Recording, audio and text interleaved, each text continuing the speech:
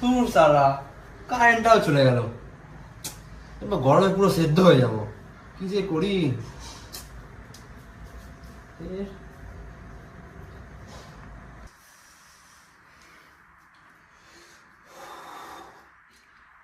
दूर गया शांति से घुमाते देवे ना।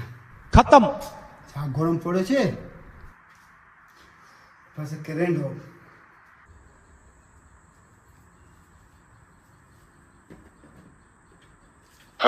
কি রে? আরে ঘুমাচ্ছি তো, ডিস্টার্ব করো না। তুই এখানে?